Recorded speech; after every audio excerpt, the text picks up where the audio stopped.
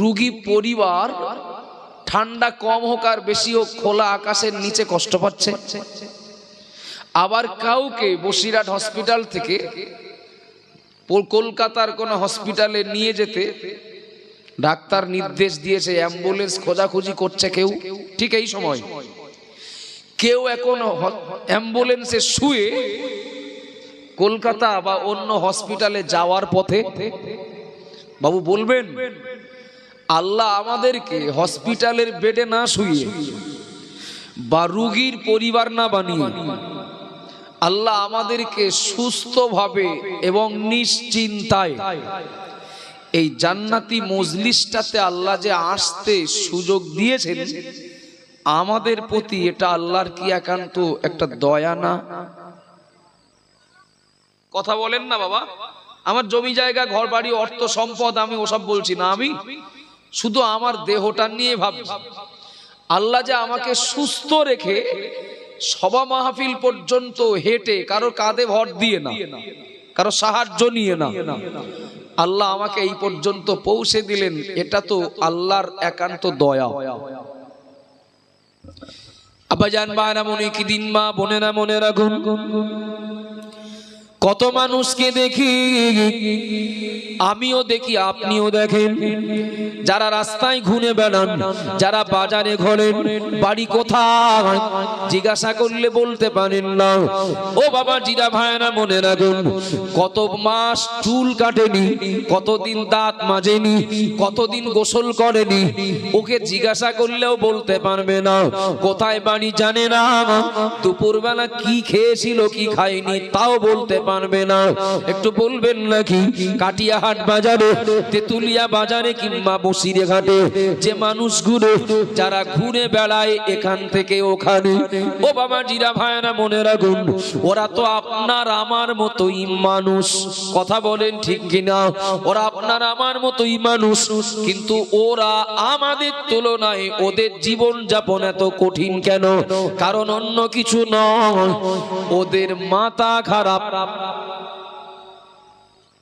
Brain কাজ করে না। গঠন ঠিক আছে কিন্তু ব্রেনটা কাজ করে না। কোথাকার মানুষ কোথায় চলে যাচ্ছে তার কোনো ঠিক ঠিকানা থাকে না। আচ্ছা একটু বলবেন, আমার কিচ্ছু নেই, আল্লাহ আমার ব্রেনটা ভালো রেখেছেন, আল্লাহ আমার পাগল করেননি। এটা কি আমার প্রতি আল্লাহর একটা বিরাট সহানুভূতি, বা আমার আপনার প্রতি আল্লাহর পক্ষ থেকে একটা বিরাট বড় দয়া না? আমার কথা কি অসুবিধা হচ্ছে বাবা?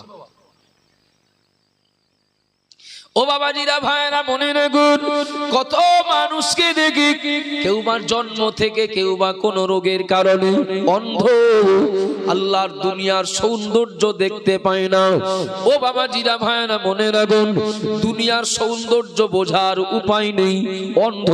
একটু বলবেন নাকি বাবা, আল্লাহ পাক কোন কারণে যদি, বা আল্লাহ সিদ্ধান্ত নিয়ে যদি আপনাকে আমাকে মায়ের গর্ভ থেকে যদি ওই রূপ করে পাঠাতেন, আল্লাহর বিরুদ্ধে কোনো ব্যবস্থা নেওয়া যেত নাকি? কিংবা কোন রোগ যদি, কোন কারণ যদি আপনাকে আমাকে অন্ধ করে দিত, বিশ্বাস করুন আপনার আমার দুনিয়ায় 20-50 বিঘা জমি থেকেও মনে সুখ থাকতো না। 20-50 লক্ষ টাকা যদি ব্যাংকে জমা থাকতো, চোখ দুটো যদি স্বাভাবিক না হতো, বিশ্বাস করুন অনেক সম্পদ থাকলে তখন বলতাম আল্লাহ আমার সম্পদ লাগবে না। আল্লাহ সম্পদের তুলনায় যদি চোখ দুটো পেতাম, এটা আরো বড় সম্পদ মনে করতাম। আল্লাহ আমাদের দেখার ক্ষমতা দিলেন, এটা আমার আপনার প্রতি আল্লাহর বিরাট দয়া। আল্লাহ দেওয়া নেয়ামত দুটো চোখ, আল্লাহ দেওয়া নেয়ামত দুটি কান, আল্লাহ দেওয়া নেয়ামত দুটি হাত, দুটি পা। কত মানুষের রয়েছে কিন্তু অচল, স্বাভাবিক না। ঠিক বলছি না ভুল বলছি? ও বাবাজিরা ভাইরা মনে রাখুন, কত মানুষকে দেখি ফজরের নামাজ জামাতে আদায় করলেন, জোহরের নামাজ জামাতে আদায় করলেন, একটু আগে চায়ের দোকানে একসঙ্গে বসে চা খেয়ে এসেছি, কিছু সময় বাদে সংবাদ পাচ্ছি অমুক লোকটা হসপিটালে, অমুক লোকটার ডান হাত ডান পা পড়ে গেছে, বাম হাত বাম পা পড়ে গেছে, একে আমরা বলি প্যারালাইজ।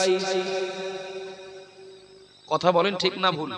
একটু আগে ঠিক ছিল কিন্তু হাত পা অচল। লোকটার 1 বিঘে জমি আছে, আমার হাত পা সচল, আমার কিচ্ছু নেই। আচ্ছা একটু বলবেন, ওই লোকটাকে যদি বলা হয় এ হাত এ পা ঠিক হবে, ডাক্তার যদি বলে স্বাভাবিক হবে, তবে 5 লাখ টাকা লাগবে, লোকটা কিন্তু 1 বিঘা জমি বজায় রেখে এই অস্বস্তিকর দেহ নিয়ে বাঁচতে রাজি হবেন না, বরং বলবেন বেঁচে থাকলে সুস্থ থাকলে ওরকম জমি আবার কেনা যাবে। ঠিক না ভুল বাবু? 1 বিঘা জমি আছে, লোকটা অসুস্থ, তার তুলনায় নেই জমি, লোকটা সুস্থ, তুলনায় এই সুস্থ লোকটা ধনী। কথা বলেন বাবা? ও বাবাজিরা ভাইরা মনে রাখুন, ও মা বোনেরা মনে গেলেন, কত ধনী মানুষকে দেখি রাতের বেলা ঘুম হয় না, ঘুমের ঔষধ খেতে হয়। ঠিক বলছি না ভুল বলছি? রাতের বেলা ঘুম হয় না, ঘুমের ঔষধ খেতে হয়। লোকটার সম্পদ কতটা? অনেক ইটভাটা আছে, 50 বিঘে জলকর আছে। ও বাবা জিরা ভাইরা মনে রাখুন, লোকটার BMW গাড়ি আছে, লোকটার সাঙ্গ পাঙ্গ সব বড় লোক, কিন্তু ওই লোকটা রাতের বেলা ঘুম হয় না, তার ঘুমানোর জন্য ঘুমের ঔষধ খেতে হয়। এবং এটাও মনে রেখে দিন, ঘুমের ঔষধ স্বাস্থ্যের জন্য বিরাট ক্ষতিকর। যে লোকটার ইটভাটা আছে, 50 বিঘার জলকর আছে, যে লোকটার ব্যাংকে 10-20 লাখ টাকা রয়েছে, লোকটার ঘুম হয় না। গরিব মানুষটার খবর নেন, মাঠের আলে বসে ঘুমোচ্ছে। ঠিক না ভুল? ওই 10 মিনিটের জন্য একটু বিশ্রামের টাইম, বসে বসে ঘুমোচ্ছে। ইট ভাটায় কাজ করতে যে পানটা খেয়ে তাই একটু এখনো 20 মিনিট পরে কাজে লাগতে হবে, ইট মাথায় দিয়ে ঘুমোচ্ছে। কি ভুল বলছি নাকি? ইট মাথায় দিয়ে ঘুমোচ্ছে। মসজিদ ইমামের খুতবা হয়ে গেছে, একামাত শুরু হয়েছে, বাবাজি ঘুমোচ্ছে। ঘুম ঘুম ঘুম, এ বলো আল্লাহর দেওয়া এক বিরাট বড় নেয়ামত। কথা বলেন? ঘুম একটা বড় নেয়ামত। কত লোকের অনেক টাকা পয়সা আছে, ঘুম নেই। আবার কত মানুষ দেখেন খাওয়া হয় না, মাথা গোজার ভালো জায়গা নেই, কিন্তু এই নেয়ামত আল্লাহ থেকে দিয়েছেন। সুবহানাল্লাহ বলেন। কত মানুষ আছেন, কত মানুষ আছেন, আমি আর লিভার কিডনি আর এক এক করে বললি তো রাত পড়ে যাবে। কত মানুষ আছেন পেশাব পায়খানা স্বাভাবিক না। কথা বলেন ঠিক না ভুল? আর পেশাব পায়খানা যদি স্বাভাবিক না হয়, রোগ বলো তার দেহে বাসা বাঁধবে। খাওয়া দাওয়া চলাফেরা স্ট্যাটাস বিরাট ভিআইপি, কিন্তু তার পেশাবটা স্বাভাবিক যাতে হয় তার জন্য ডেইলি ডাক্তার বাড়ি হাঁটছেন। পায়খানাটা যেন স্বাভাবিক হয় তার জন্য বহু ডাক্তার দেখাচ্ছেন, বহু ঔষধ খাচ্ছেন। আল্লাহ বলো অনেক টাকার মালিক বানিয়েছেন। গরিব মানুষটার খোঁজ নেন দিন, কবে গ্যাস হয়েছে বলতে পারি কি? হাফ বালতি গোশ দিয়ে দেন, সকালবেলা খবর নেবেন, বলে সে তো কালকের কাজ কাল রাত্রে মিটে গেছে। ভুল বলছি নাকি? ধনী লোকটাকে আল্লাহ অনেক দিয়েছেন, আমার আফসোস হয় আল্লাহ ওর মতো আমারটা যদি 2 তলা বাড়ি দিতেন, আল্লাহ লোকটার মতো আমার যদি এরকম গাড়ি দিতেন, আল্লাহ ও দিয়েছেন অনেকটা, আমার গরিব করেছেন। খোঁজ নিয়ে দেখেন ও লোকটার 550 সুগার। কি বলেছি? নাম শোনেননি জীবনে? 550 সুগার। আর যে লোকটা বলছে না যে আল্লাহ আমার কিছু দেননি, এ লোকটার খোঁজ নিয়ে দেখেন সুগার কি জিনিস নামই শোনেননি। কিংবা আপনার সুগার কত জিজ্ঞাসা করলে বলতেও পারবেন না। এই এতটা কথা বলার পিছনে আমার গোড়া বলো একটা, আল্লাহ বলেছেন আমার নেয়ামতের শুকরিয়া আদায় করো, আমার নেয়ামত তোমাদের জন্য বাড়িয়ে দেব। তো নেয়ামত কি আমি সব বাদ দিয়ে বললাম, আল্লাহ যদি ব্রেনটা ভালো রাখেন, আল্লাহ যদি চোখ দুটো স্বাভাবিক রাখেন, আল্লাহ যদি কান দুটো স্বাভাবিক রাখেন, আল্লাহ যদি হাত পা সচল রাখেন, আল্লাহ যদি হজম শক্তি ঠিক রাখেন, পেশাব পায়খানা আল্লাহ যদি স্বাভাবিক রাখেন, এটা ধরে নিতে হবে, বিশ্বাস করতে হবে আমি আল্লাহর অনেক নেয়ামত ভোগ করছি। ও বাবাজিরা ভাইরা মনে রাখুন, কত মানুষকে দেখি যারা এমনটা বলেন খাঁটি তাই খাই, খাঁটি তাই খায়। আল্লাহ খাওয়ানোর মালিক, বাড়ি থাকলে খাওয়া হবে নাকি, কাজ না করলে খাওয়া হবে নাকি? আমি খাঁটি আমি খাই, এখানে আল্লাহর প্রশংসা করার, এখানে আল্লাহর কৃতজ্ঞতা স্বীকার করার কি আছে? ও বাবাজিরা ভাইরা মনে রাখুন, আপনাদেরকে আমি জিজ্ঞাসা করছি, একটু দয়া করে বলবেন নাকি আমি খাঁটি আমি খাই, আমি বাজার করি, আমার প্রয়োজন আমাকে মেটাতে হয়, কিন্তু আল্লাহর শুকরিয়া আদায় কেন করব, আল্লাহর প্রশংসা কেন করব, আল্লাহর কৃতজ্ঞতা স্বীকার কেন করব? একটু দয়া করে বলুন। বাজারে গিয়েছি একটা প্রেসক্রিপশন নিয়ে ঔষধ নেওয়ার জন্য, আমাকে একটা ঔষধ, একটা সিরাপ কিংবা আমার একটা ওই ক্যাপসুলের পাতা দিলেন, তার গায়ে লেখা আছে এক্সপায়ার ডেট 26/12/2024। কত? 26/12, আজ কত তারিখ? 27। আচ্ছা ওই সিরাপটা নেবেন, একটু কথা বলেন, ওই ক্যাপসুলের ওই পাতাটা নেবেন, কেন নেবেন না? রং পরিবর্তন হয়ে গেছে, কালার পরিবর্তন হয়ে গেছে, যায়নি তো? কালার পরিবর্তন হয়নি, রং পাল্টে যায়নি, সিরাপের সেই মুখটা তলার দিকে তলা উপর দিকেও হয়নি, সব তো ঠিক আছে, কিনবো না কেন, নেব না কেন, খাবো না কেন, বাড়িতে রুগীর জন্য নিয়ে যাব না কেন, তাকে খাওয়াবো না কেন? কারণ হলো একটাই, এক সপ্তাহ আগে যে ওষুধ ছিল এখনো তাই আছে, কিন্তু ডেট ওভার হয়েছে। এক কথাই মনে রাখুন, এই যে ডেটটা দেওয়া থাকে এত থেকে এত, এটা কোম্পানির একটা হুকুম মনে করতে পারেন, হুকুম, কোম্পানির একটা অর্ডার, একটা হুকুম। 26/12/2024 পর্যন্ত এই ঔষধটার মেয়াদ, মেয়াদ শেষ, হুকুম উঠে গেছে, ওটা অচল হবে, ঔষধটা অচল হবে। ঔষধ জাস্ট উদাহরণ স্বরূপ বললাম, সব ব্যাপার একই। ও যত ভালো দেখাক, যত সুন্দর দেখাক, ও অচল হবে, ওর কোনো দাম নেই, ফেলে দিতে হবে। বাবা আমি খাঁটি, আমি বাজার করি, আমি খাই, কিন্তু একটু বলবেন, একজন মানুষ যখন মারা যান তার কি হাত একটা কমে যায়? কথা বলেন না একটু। তার কি পা একটা কমে যায়? মারা গেলে কি চোখ আপনা আপনি উঠে যায়? যায় না তো। তার হাত পা অঙ্গ প্রত্যঙ্গ সব তো স্বাভাবিক, কিন্তু এই লোকটার আর ঘরে খাটে ঘুমাতে দেবে না কেন?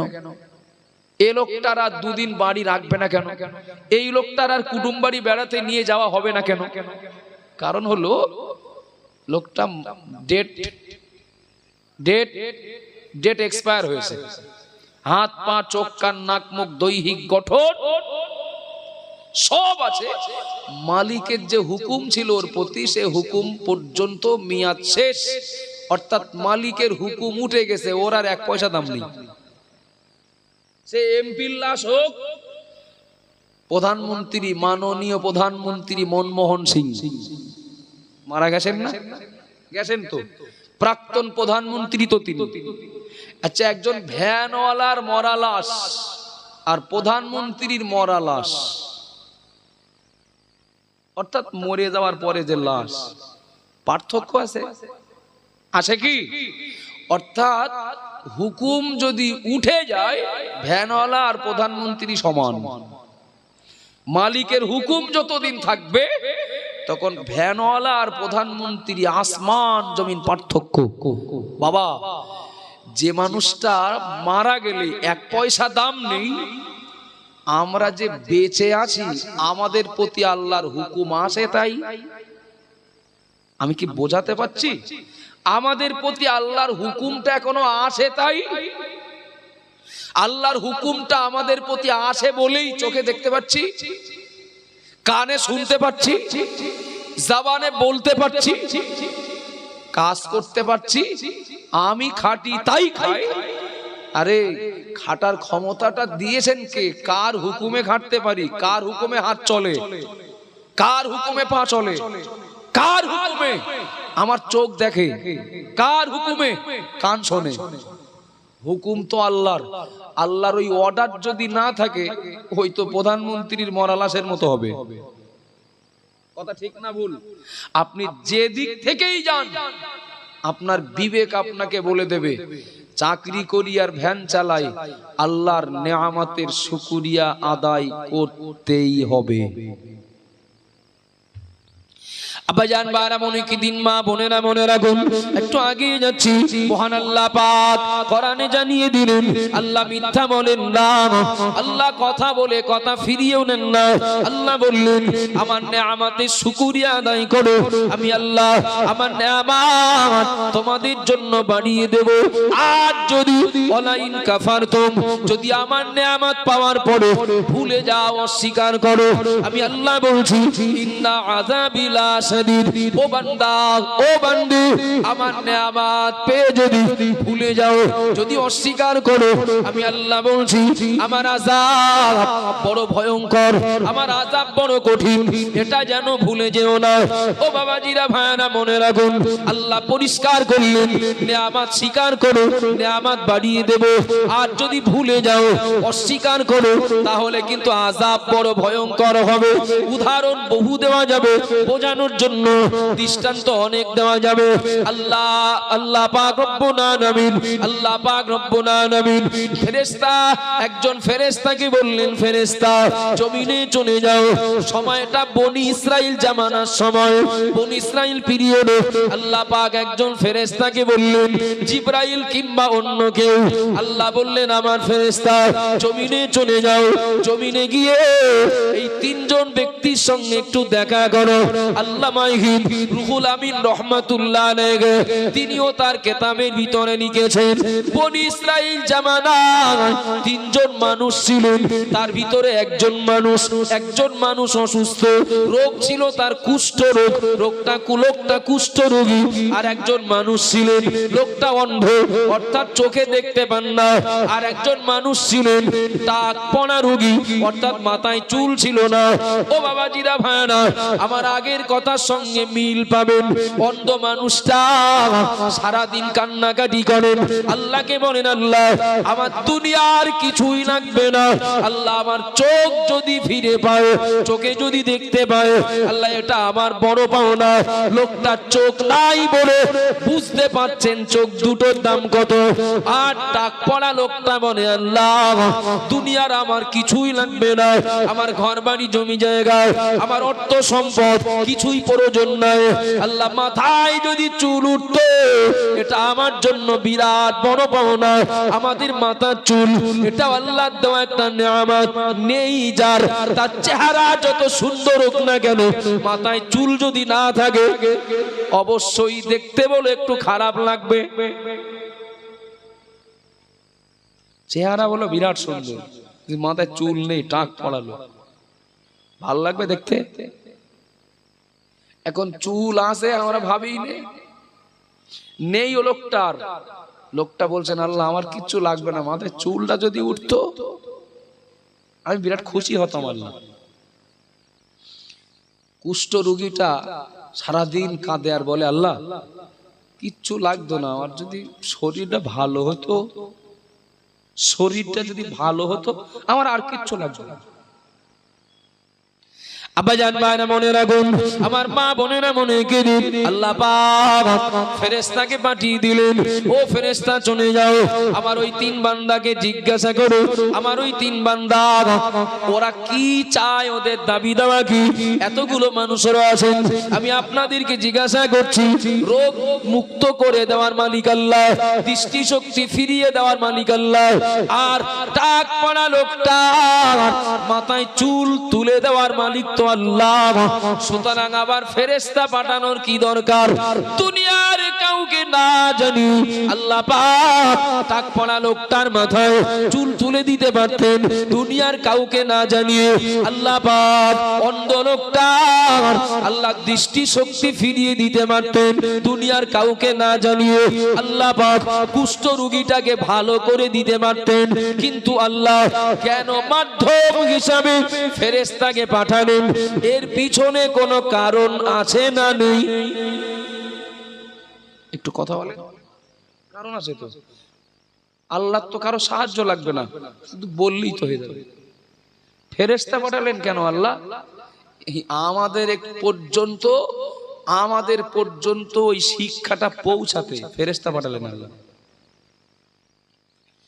ও বাবাজিরা ভাইরা মনে রেখুন, ও মা বোনেরা মনে রেখে দিন, একথা আপনাদের বহুবার জানা হয়েছে, বহুবার শোনা হয়েছে। আল্লাহ কখনো কখনো দুনিয়াবাসীকে জানাতে, দুনিয়াবাসীর জন্য শিক্ষা হিসাবে রাখতে আল্লাহ গোপনে গোপনে কাজ ছাড়েন না, গোপনে গোপনে আল্লাহ সমস্যা মেটান না, প্রয়োজন মেটান না। দুনিয়াবাসীর শিক্ষার জন্য আল্লাহ কখনো সাক্ষী রেখে দেন। ঠিক বলছি না ভুল বলছি? আল্লাহ পাক একদিন আজরাইলকে জিজ্ঞাসা করছেন, ও আমার ফেরেশতা আজরাইল, আমি আল্লাহ কি কঠিন দায়িত্ব তোমায় দিয়েছি, জান কবজ করার দায়িত্ব, কি কঠিন দায়িত্ব তোমায় দিয়েছি, রূহ কবজ করার দায়িত্ব। আজরাইল এই যে রূহ কবজ করার ডিউটি, এই দায়িত্ব পালন করতে তোমার মনে কি একটু মায়া লাগে না? তোমার মনে কি একটু দয়া হয় না? ও বাবাজিরা মায়া মনে রাখুন, আজরাইলকে আল্লাহই তো দায়িত্বটা দিয়েছেন, সুতরাং আজরাইলের দয়া লাগে কিনা আল্লাহ জানেন কিনা? একটু কথা বলেন। জানেন তা জিজ্ঞেস করলেন কেন? আল্লাহ জানেন বলে যদি জিজ্ঞাসা না করেন তা আমরা জানবো কি করে? কথা বোঝা যাচ্ছে নাকি? আজরাইল তোমার কি মায়া দয়া লাগে না? মা মরে যাচ্ছে, বাচ্চাগুলো কি কান্না কাঁদে, বাপ মারা যাচ্ছে, বাচ্চাগুলো কি কান্না কাঁদে, স্বামী মারা যাচ্ছে, স্ত্রী বিধবা হয়ে যাচ্ছে, কি কান্নাকাটি করে, তোমার মায়া লাগে না? আজরাইল জবাব দিলেন, আল্লাহ মায়া লাগে কিনা সে তো আপনিও জানেন। আল্লাহ জিজ্ঞাসা করেছেন, আমাকে জবাব দিতে হবে। আল্লাহ আমি আপনার হুকুমের গোলাম, ও রব্বুল আলামিন আল্লাহ। তবে আমার এই দায়িত্ব পালন করতে গিয়ে দুটি জায়গায় আমি খুব কষ্ট পেয়েছিলাম আল্লাহ। আজরাইল বলো সেই দুটো জায়গা কোন জায়গা? আল্লাহ জানেন না তাই জিজ্ঞাসা করছেন, তাই কিন্তু না বাবা, আমাদের জানানোর জন্য আল্লাহ জিজ্ঞাসা করলেন, ও ফেরেশতা আজরাইল বলো সেই দুটি জায়গা কোন জায়গা?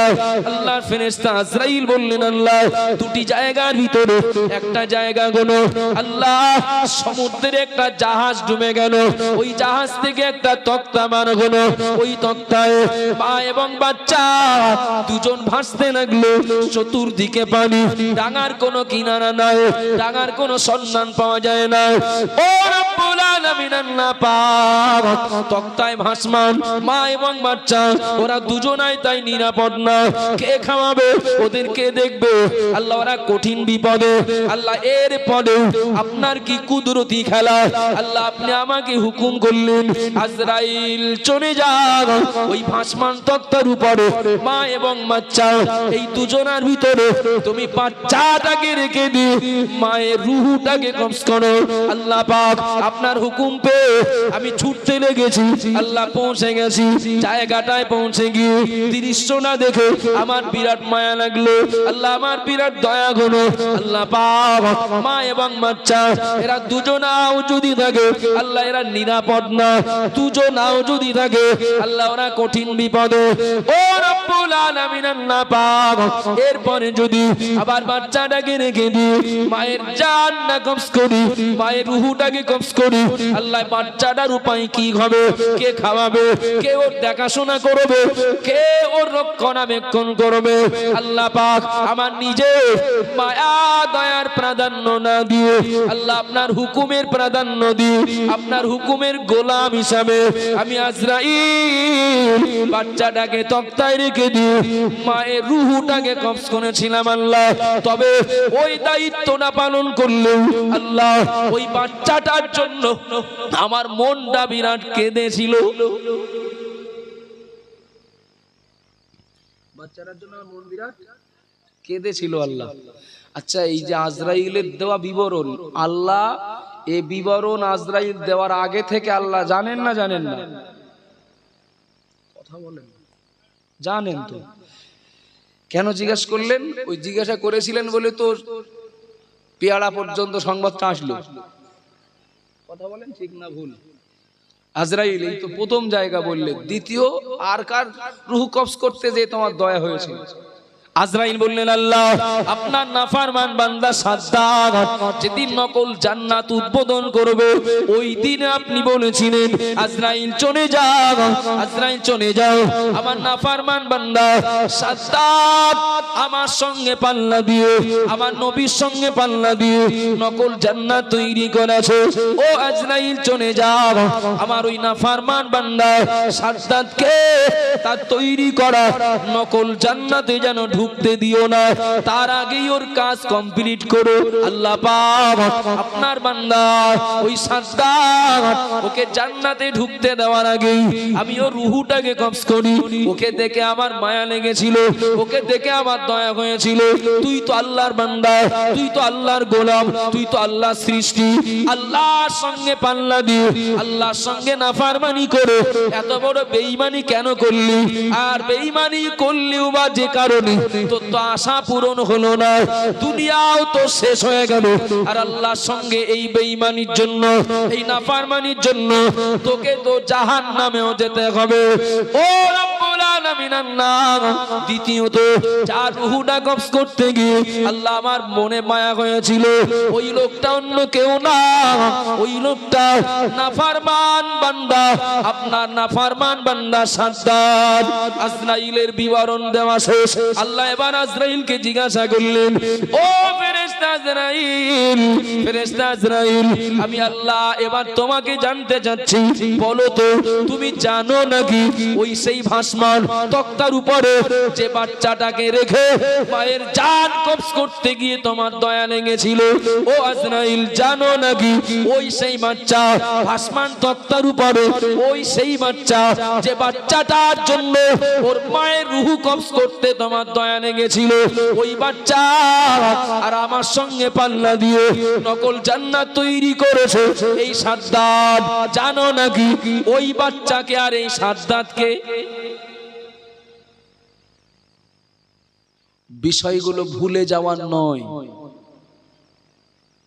আজরাইল বলছেন আল্লাহ সেই কবে বাচ্চার জান, বাচ্চার মায়ের রূহ কবজ করেছি, আর কোথায় সেই সাদ্দাত? তাই এর সঙ্গে ওর কি সম্পর্ক তা আমি জানবো কি করে? স্বাভাবিক হুকুম করে না ছুটি, গায়ের লোম তো শিউরে উঠবে। আল্লাহ বললেন আজরাইল ওই বাচ্চাটাই ওই সাদ্দাত। বোঝা যাচ্ছে কিছু নাকি? ওই বাচ্চাটাই কি না করতে পারেন আল্লাহ? কি না করতে পারেন? কোথা থেকে কোথায় তুলে দিলেন আজরাইল? ওই সাদ্দাত হইল ওই বাচ্চা, ওর মার মরণটা হয়েছিল ওই ভাসমান তক্তার উপরে। বাঁচিয়েছিল কে ওকে? আমি আল্লাহ, আমি ওকে বাঁচিয়েছিলাম। ওকে খাওয়া সামুদ্রিক সব প্রাণীদের জন্য আমি আল্লাহ হারাম করেছিলাম। ওকে খাওয়ালাম, ওকে বড় করলাম, আমার নেয়ামতের পরিষেবা দিয়ে ওকে যখন বড় করলাম, ওকে যখন অনেক টাকা পয়সারও মালিক বানালাম, কি বলেছেন আল্লাহ? নেয়ামত অস্বীকার করলে বিপদ বড় ভয়ঙ্কর বলেছেন না? আজরাইল ওকে আমার নেয়ামত দিয়ে ওই পর্যন্ত পৌঁছেছিলাম, কিন্তু যখন ও আমার নেয়ামত ভুলে যে অস্বীকার করে নাফরমানি চরম সীমায় পৌঁছে গেল, আমি আল্লাহ আমার ওয়াদা মতো ওর পাওনাটা ওরে দিলাম, ওর একুল ওকুল দুই কুল গেল। আবাজান মারা মনে রাখুন, আমার মা বোনেরা মনে কেদিন আল্লাহ পাক ফেরেশতাকে পাঠিয়ে দিলেন, ও ফেরেশতা চলে যাও ওই কুষ্ঠ রোগীটার কাছে, চলে যাও টাকপনা লোকটার কাছে, চলে যাও অন্ধ লোকটার কাছে, গিয়ে দেখো ওদের দাবি দেওয়া কি, ওদের চাওয়া পাওয়া কি। আল্লাহ কিন্তু সব জানেন, এরপরেও শিক্ষার জন্য আল্লাহ ফেরেশতাকে পাঠিয়ে দিলেন। আল্লাহ মাইগিন রুহুল আমিন রহমাতুল্লাহ আলাইহি তিনি তার কিতাবে ভিতরেও লিখেছেন, ও বাবাজিরা মায়েরা বোনেরা গুণ, আল্লাহর ফেরেশতা কুষ্ঠ রোগীটার কাছে আগে আসলেন, কুষ্ঠ রোগীটাকে এসে সালাম দিলেন, জিজ্ঞাসা করলেন, ও আল্লাহর বান্দা বলেন না আপনার অবস্থা কি, বলেন আপনার প্রয়োজন কি, আপনার দাবি দেওয়া কি। কুষ্ঠ রোগীটা বললেন, আল্লাহ আমার কিছুই লাগবে না, আমার কিছুই লাগবে না, আমার একটাই দাবি, আমার একটাই আশা, আল্লাহ যদি আমার শরীরটা ভালো করে দেন, আমি যদি সুস্থ হতে পারি, এটাই আমার জন্য বিরাট বড় পাওনা। একটু জোরে বলেন সুবহানাল্লাহ। ও বাবাজিরা মায়েরা মনে রাখুন, আল্লাহর ফেরেশতা জিজ্ঞাসা করলেন, বলেন আপনার কি প্রয়োজন, আপনার কি দাবি। লোকটা বললেন, আমার দাবি এতটুকুই, আমার শরীরটা ভালো হোক। লোকটা অসুস্থ বলে সুস্থ দেহের মূল্যটা বুঝতে পারছেন। আর আমরা যে সুস্থ আছি, এর মর্ম, এর গুরুত্ব আমরা বুঝবো না। মসজিদের মাইকে আসর মাগরিব এশা 3 ওয়াক্তের আজান হলো, বাবু চায়ের দোকানে বসে চা, টিভি দেখা, চার সঙ্গে তো টিভি ফ্রি, খবরের কাগজ, পার্টির আলোচনা, সারা দেশের লোকের সমালোচনা করে 9টার সময় বাড়ি যে খেয়ে শুয়ে পড়তেছে। কথা ঠিক না ভুল? করোনার কথা মনে আছে? করোনা হয়েছিল এদিকে, করোনা মনে পড়লো আবার পুরনো কথা। প্রশাসনিক চাপে মানে ইচ্ছা না থাকলেও পরিস্থিতির শিকার হয়ে কমিটি, আমি ইমাম এক জায়গায় বসে একটা তালিকা তৈরি করলাম, তালিকা যে 5 ওয়াক্ত নামাজে মসজিদে আসে কজন। কেউ আসে আসর মাগরিব আসেন, বাকি ওয়াক্তে আসেন না। কেউ আসেন ফজর জোহরে, বাকি ওয়াক্তে আসেন না। সারা দিনে একবার হলেও আসেন কজন মুসল্লি? আমাদের ছোট মহল্লা, এখন গুনে দেখলাম 50 জন হয়েছে। কজন? সারা দিনে একবার হলেও আসেন এমন মুসল্লি, 5 ওয়াক্ত মুসল্লি ধরে 50 জন। কি করলাম? আমি নিজে আমার কম্পিউটারে আমি নিজে ডিটিপি করে 50টা কপি বার করে ওই 50 জনের বাড়ি পাঠিয়ে দিলাম। কি করেছি জানেন? ফজর নামাজে 10 জনের নামে টিক মেরেছি। এই 10 জন ফজরের নামাজে, এই যার ফজরে যাওয়ার কথা সে যদি না যায় তো আরেকজনকে বলে দেবে সে যাবে। কথা বোঝা যাচ্ছে বাবা? ধরা বাঁধা তো, সোশ্যাল ডিস্টেন্স বজায় রাখতে হবে। গ্যাদারিং যাতে না হয়, জাম যাতে না হয়, আইন মানতে হবে। জোহরের নামাজে এই 10 জন, আসরের নামাজে এই 10 জন। মানে এমন করে দিয়ে আসলাম, ওর বাড়ি ক্লাস 1-এ না, পিপিতে পড়া বাচ্চাটাকে দিলেও বলে দেবে, আব্বা তোমার বলো মাগরিবের ওয়াক্ত ভাগে পড়েছে। দিয়ে আসলাম এইভাবে বাড়ি বাড়ি চলতে লাগলো। আরো অনেকে পরামর্শ চেয়েছেন যে কি করি, কার এই বাড়ি বাড়ি দিয়ে বলে আসে, সম্ভব? টোটাল লিস্ট করেন একটা করে এই আমি এই করেছি, দেখেন এটা মানা যায় কিনা। না, সিস্টেমটা সুন্দর তো। মজার ব্যাপার হলো এই যে বাড়ি বাড়ি লিস্ট দিয়ে আসলাম,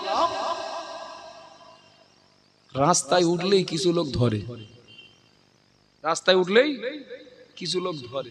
কেউ কেউ ইমাম সাহেব একটুখানি দাঁড়াও। কি দাঁড়ান? দাঁড়ালাম কি আবার, হয়তো বাপ মা মরে গেছে অনেকদিন আগে, তো একটু কবর জিয়ারত করে নেবে, হয়তো কেউ সবরেসানি হবে। ঠিক কথাটাই, ঠিক কথাটাই। আমার নামটা একটু কোন ওয়াক্তে ঢোকানো গেল না,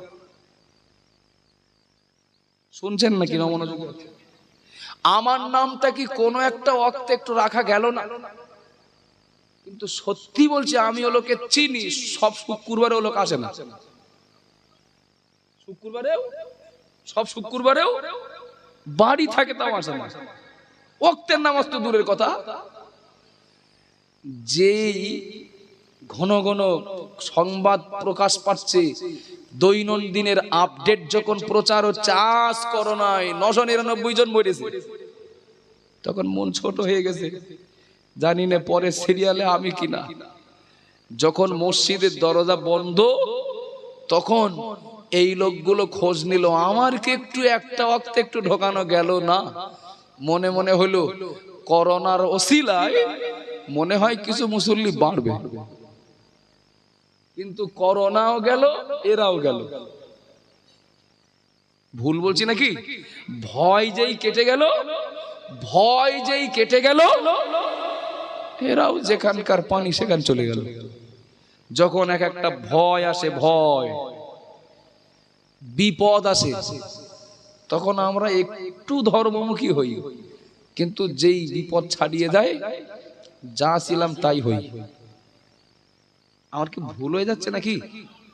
চলেন, আসর মাগরিব এশা চায়ের দোকানে লোকটা 3 ওয়াক্তের আজান শুনলেন, মসজিদে না আসলেও বাড়িতেও পড়েছে কিনা খোঁজ নিয়ে দেখবেন। পড়েন পড়েন। অথচ কত মানুষ ছটপট করছেন হসপিটালের বেডে, কত নামাজি মুসল্লি, আহারে তারা হসপিটালের বেডে, সেলাইন চলছে, ওই অবস্থায় চোখ দিয়ে পানি গড়িয়ে যাচ্ছে, নামাজের জামাতে একটু যেতে পারলাম না, এই ওয়াক্তের নামাজটা একটু পড়তে পারলাম না। সুযোগ নেই যে লোকটা, সে লোকটা নামাজের জামাতে যেতে না পারার জন্য কার্যেন, এ লোকটার সুযোগ আসে চায়ের দোকানে